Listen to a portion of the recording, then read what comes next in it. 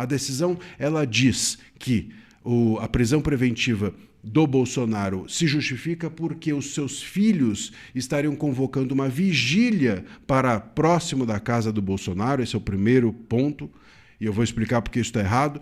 Depois, que haveria um risco de fuga dele. Não há indício nenhum e eu vou mostrar por quê. E o terceiro, que teria havido uma violação, palavras do Moraes, uma violação da tornozeleira eletrônica agora, hoje, 00:08 do dia 22. Eu vou explicar por que isso também está errado. Muito bem.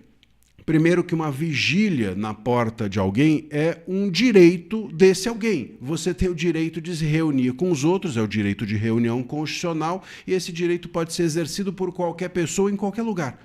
Ponto. Ah, mas nas frentes... Bom, não pode na frente do quartel, não pode na frente da casa do Bolsonaro, não pode... Onde pode? Então, o direito de reunião, se só pode ser dado de acordo com o que o Moraes quer, não existe. Não existe nada que restrinja uma vigília na porta de um réu. Ponto. Segundo, a vigília também não pode ser o motivo da prisão do Bolsonaro, porque senão ele estaria sendo punido pelo ato de um terceiro. Então é fácil, eu quero acabar com a vida de alguém, eu vou lá e reúno um monte de gente na porta da casa dele e ele é preso. Quer dizer, como é que eu posso prender uma pessoa em razão do que eu fiz, do que as pessoas fizeram, do ato de vigília de terceiros? Isso a Constituição não permite. Você não pode ser punido em decorrência do ato de terceiros. E um outro ponto que vale a gente lembrar, o Lula, lembram-se disso? Quando ele foi preso, eles tinham uma multidão ali em volta do sindicato e foi tudo bem, ninguém falou nada. Aquela multidão não foi contida, nem aquilo foi justificado como um risco ou o Lula foi punido por isso. Quando ele foi preso, estava na Polícia Federal também. Todo dia tinha uma multidão ali dando bom dia Lula, lembram-se disso? Muito bem, e ninguém conteve também nenhuma vigília, nenhuma multidão, nem nada. Segundo ponto, o risco de fuga. Tem risco de fuga, segundo Moraes, porque o Ramagem fugiu, tem risco de fuga porque está na proximidade da embaixada de não sei o quê. Veja, isso não é indício, precisa haver um indício concreto de risco de fuga. Eu não posso prender alguém e dizer que há um risco de fuga porque ele está perto de algum lugar, ou porque outra pessoa fugiu. Bom, se outra pessoa fugiu, todo mundo vai fugir? Isso não existe. De novo, eu puniria alguém pelo ato de um terceiro e isso é inconstitucional.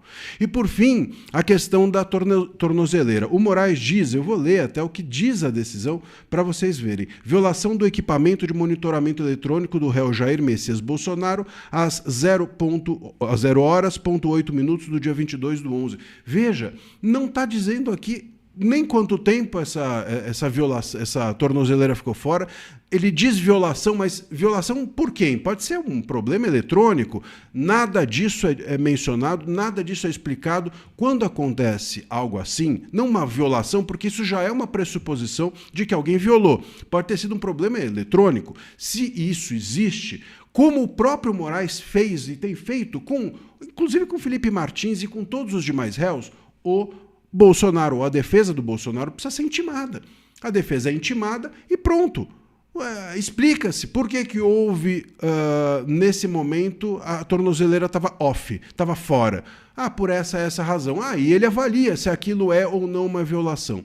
Não houve, portanto, nenhum descumprimento de nenhuma cautelar da prisão domiciliar. Para ele ser preso, a prisão domiciliar precisa ter as suas cautelares violadas. Senão, para que tem cautelares na prisão domiciliar? Se o Moraes prende da cabeça dele, então não precisava ter cautelar nenhuma determinada. O Bolsonaro não podia isso, não podia aquilo outro. Bom, mas nenhuma desses um ou outro foram descumpridos. Nenhum demonstradamente foram descumpridos. Então, para que eram determinadas essas cautelares? Se depois o Moraes ia da cabeça dele prender mesmo.